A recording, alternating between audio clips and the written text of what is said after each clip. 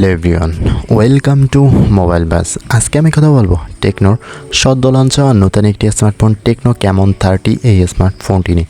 এই স্মার্টফোনটি দেখতে শুনতে বেশ অসাধারণ একটি ফোন। তো চলুন জেনে নেওয়া যাক এই স্মার্টফোনটি সম্পর্কে বিস্তারিত। এই স্মার্টফোনটি 8GB 256GB ভ্যারিয়েন্টে লঞ্চ হয়েছে, যেটির দাম রাখা হয়েছে 24,999 টাকা, এবং 12GB 256GB ভ্যারিয়েন্টে লঞ্চ করা হয়েছে, যেটির মূল্য রাখা হয়েছে 29,990 টাকা। তো এই বাজারে স্মার্টফোনটিতে 8GB সাথে 256GB এবং 12GB পর্যন্ত র্যাম প্রোভাইড করা হয়েছে। তো এইরকম একটি স্মার্টফোন বর্তমান মার্কেটে বেটার একটি স্মার্টফোন হতে যাচ্ছে। প্রথমে আসি এই স্মার্টফোনটির ডিজাইন এবং বিল্ড কোয়ালিটির দিক থেকে। ফোনটি দেখতে বেশ চমৎকার। ডট নয়েজ ডিসপ্লে, ব্যাক প্যানেলে একটি বৃত্তাকৃতির ক্যামেরা বাম্পে সাজানো হয়েছে, যেটি দেখতেও বেশ চমৎকার। লেদার ফিনিশিং থাকছে স্মার্টফোনটিতে, যেটি বেটার থাকছে স্মার্টফোনটি বেলা। বক্সি টাইপের ডিজাইন এবং লুকিংসটাও অসাধারণ। এই স্মার্টফোনটির থিকনেস 7.7 মিলিমিটার, বেশ স্লিম এবং লাইট ওয়েটের একটি স্মার্টফোন। ফোনটি থাকবে বেশ কিছু কালারে, ডার্ক হোয়াইট এবং ব্রাউন কালারে, যে কালারগুলো বেশ অসাধারণ। এরপরে স্মার্টফোনটির ডিসপ্লে সেকশনে ফোনটিতে অফার করা হয়েছে 6.78 ইঞ্চির একটি অ্যামোলেড পাঞ্চুয়াল ডিসপ্লে, যেখানে 120Hz রিফ্রেশ রেট প্রোভাইড করা হয়েছে। ফোনটির ডিসপ্লে রেজোলিউশন থাকছে 1080x2436 পিক্সেল, 393 ppi ডেন্সিটি এবং 20:9 অ্যাসপেক্ট রেশিও। তো ওভারঅল ফোনটির ডিসপ্লের সেকশনটা বেটার থাকছে। বড়সড় ডিসপ্লে, অ্যামোলেড ডিসপ্লে এবং পাঞ্চুয়াল কাট আউট হতে বেশ চমৎকার লাগে স্মার্টফোনটি।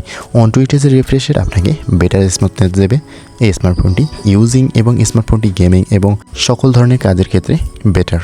এরপরে সে স্মার্টফোনটি পারফরমেন্স সেকশনে ফোনটিতে অফার করেছে মিডিয়াটেক হিলিও G99 এর একটি আলট্রা চিপসেট, যেটি সিপিইউ হিসেবে থাকছে 2.2 GHz অক্টা-কোর এবং জিপিইউ হিসেবে থাকছে Mali-Z 57MC2।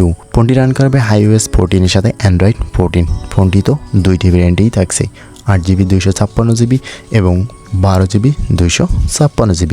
তো ওভারঅল ফোনটি পারফরমেন্স সেকশনটাও ভালো, তবে এখানে G99 বদলিয়ে দেবে আরও বেটার হলে ভালো হতো। তো যে প্রসেসর দেওয়া হয়েছে সেটা দিয়েও বেশ ভালোভাবেই ইউজ করা যাবে স্মার্টফোনটি। এরপরে স্মার্টফোনটি ক্যামেরা সেকশনে ফোনটিতে অফার করা হয়েছে 50 মেগাপিক্সেলের মেইন ক্যামেরার সাথে একটি 2 মেগাপিক্সেলের ডেপথ সেন্সর। ফোনটির ফ্রন্ট ফেসিংয়ে থাকছে 50 মেগাপিক্সেলের একটি সেলফি শুটার।